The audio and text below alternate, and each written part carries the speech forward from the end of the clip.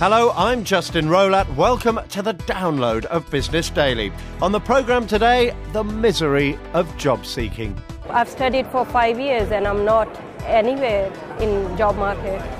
But the worldwide challenge is enormous. Here in the Middle East, we need to create 100 million jobs in the next 20 years, which is more than we've managed in the last century. So how can the world tackle the scourge of youth unemployment? That's in the Business Daily podcast from the BBC. Young people looking for work today face one of the most competitive job markets in history. That's because youth unemployment is at record highs around the world. More than 1 in 10 young people are out of work, a total of almost 75 million people. Many of them will be actively looking for work, which explains why employers are getting more applications by job than ever before. So what are employers looking for, and how can young people make sure they stand out from the crowd to get the jobs they want? To find out, I've been to the British city of Birmingham. I'm at one of the biggest graduate recruitment fairs in Europe. Thousands of graduates will come here over the next 2 days as employers and eager job seekers are brought together. There are hundreds of employers here, household names like Bosch, Kraft, Mercedes, as well as many you've probably never heard of. So what are these employers looking for? Rob Gill is head of graduate recruitment for Jaguar Land Rover. We're like any graduate recruiter, want people that can show motivation, drive, commitment, can work with others as part of a team, but also show initiative, self-starters, and just get things done, really. You need to make quality applications to a small number of employers, so you need to think, what do you want as a careers profession, and then target the organisations you think will give you that, but then think about their application form. So it might mean, although their application form they may all have similar questions, you'll probably have to tailor and adapt the answers that you're giving so that it fits their organisation or their business or their challenges. Graduates here face the toughest job market in years. Many companies say they get hundreds of applicants for every vacancy. So how are the job seekers here getting on? Joseph Ranjan Bal and James Ukleja are engineering graduates. It just feels like you waste a lot of time, really, to be honest. It's like, because you do the application, you do these questions, and you won't hear back for months and months and months, and it's like nothing comes of it. It's like, it sort of gets you down a bit, 'cause it gets you a bit depressed, to be honest. It keeps saying we need engineers, and where? That's the thing. It's like, yeah, keep saying we need them. I'm here. Come on, let's have a chat. My day starts like this. Get up in the morning, log onto the website, apply. But So how many jobs have you applied for?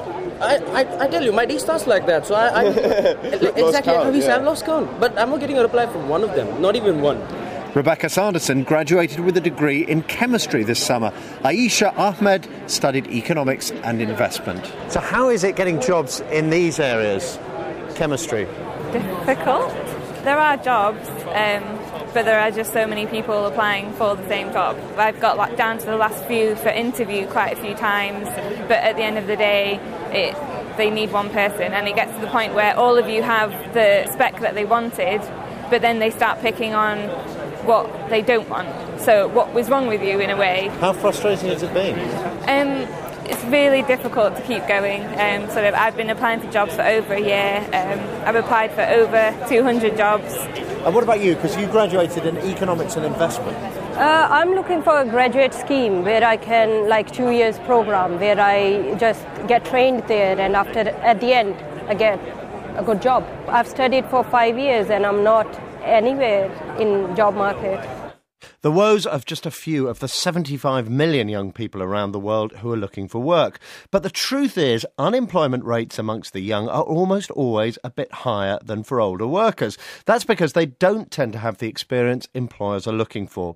But what's been striking in the years following the financial crisis is the disproportionate increase in youth unemployment we've seen. In the G20, the club of the world's 20 biggest economies, youth unemployment is up 3% to over 20%. That means 1 in 5 young people don't have work. So why is youth unemployment so high, and what can be done about it? Here's Majid Jafar, who runs Crescent Petroleum, the largest privately owned oil and gas company in the Middle East. Majid is a member of the World Economic Forum's Global Agenda Council on Youth Unemployment. He was joined by Katharina Rudiger, a skills policy advisor at the Chartered Institute of Personnel and Development. Well, what's interesting, Justin, is that it used to be considered just a macroeconomic indicator, a subsection of government data on employment, but it's now becoming increasingly a global phenomenon. It's becoming a political, social and economic policy priority. I mean, it's getting up there with climate change as a global issue. The reason why youth unemployment's going up is unemployment itself is going up all over the world. Why are you so biased in favour of the young? Why do you care more about youth unemployment than, the unemployment of other people? Although you say it's just because of unemployment going up, in fact, the stats show it's disproportionately affecting the young in many parts of the world. Different reasons, obviously. In Europe, you've got the young trying to get in. They're first to be laid off and last to be let into the job market. And the EU spending 40% on common agricultural policy when that creates less than 5% of the jobs or the GDP. In Africa, you've got a youth bulge, and then you've got underemployment. Here in the Middle East, we need to create 100 million jobs in the next 20 years. Which is more than we've managed in the last century. That's because of the demographics, because there's this huge demographics, kind of, our public sectors are bloated. Oil, which provides an increasing section of GDP, actually provides fewer and fewer new jobs. Looking at Egypt, which is the largest population country in the Arab world at least, 90% of the unemployment there is youth unemployment. And it was a major driver behind all the political changes, and it still is a huge issue. Katerina, why does youth unemployment matter more than the unemployment of other people? I think there are two things, really. First of all, as Majid said very rightly, there's a sort of social and economic implications. But also we see for organizations very important. And really, it sounds like a cliche, but really young people are the future workforce. And if organizations don't invest in young people now and building their skills and employability and bringing them into the organizations, they will face huge issues in the future. We already have... The companies will face... But what about the young people? I mean, does unemployment disproportionately influence the young? If you're unemployed early in life, if you don't enter the labour market, or if you have difficulties in entering the labour market, there's severe implications later in life in terms of social status, in terms of your career, health, mental health, huge issues. And second of all, young people in the UK, for example, a young person is 3.5 times more likely to be unemployed than an adult. Our research shows that employer behaviour has a lot to do with it. OK, we'll come on to the employers in a moment, but I'm very interested because, Majid, you brought up this figure of Egypt saying 90% of unemployed people in Egypt are young people. Now, if these scarring effects that Katerina has talked about exist, then that should be a real worry for the Egyptian authorities, shouldn't it? The irony of the so-called Arab Spring is that the consequences are actually exacerbating the causes. Polling showed across the population, not just young people, that jobs was the number one issue in all these countries. In Egypt, for example, democracy, by contrast, was number 9 on the list of priorities for Egyptians, below the Palestinian-Israeli conflict. And all the focus has been on democracy and presidential decrees and constitutional infighting, and the underlying economic causes have been neglected. But this isn't an issue just in the Middle East, is it? No, not at all. And here in the Middle East now, we have a skills matching issue. Too many university graduates and not enough jobs for graduates. I know it's the same in the UK. But let's look at the issue of employers. You brought it up earlier, Katerina. Why should employers favour young people? I mean, they're private businesses, they're not charities. I suppose it's not about favouring young people at all. What we're trying employers to think about is how they can invest and grow their workforce. I think what we see at the moment is a sort of bias against young people.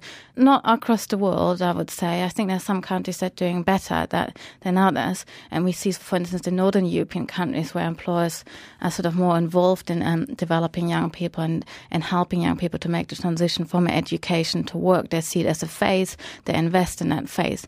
But in other countries like the UK, it's completely the opposite, and are reluctant to employ somebody straight out of education and perhaps invest a little bit more upfront in developing young people's work readiness. I mean, Majid, that's understandable, isn't it? I mean, you run a big business, you want experienced people that you can trust, who can start to do the job from day one, don't you? Well, I mean, the flip side is young people are cheaper, healthier, more energetic, easier to sort of mold in their thinking. The problem that we have is in terms of the incentives for the private companies in many countries. We need labor market reform. It's almost impossible to let go of existing workers in many countries in Europe. So there's a natural barrier to hiring a new young worker and taking a risk on them. I would say this is actually a bit of a myth, the whole issue around labour market flexibility, because if you took two labour markets that are completely opposite in that regard, Spain and the UK. Now, Spain, we know, okay, the rigidities around the labour market, it's much more difficult, as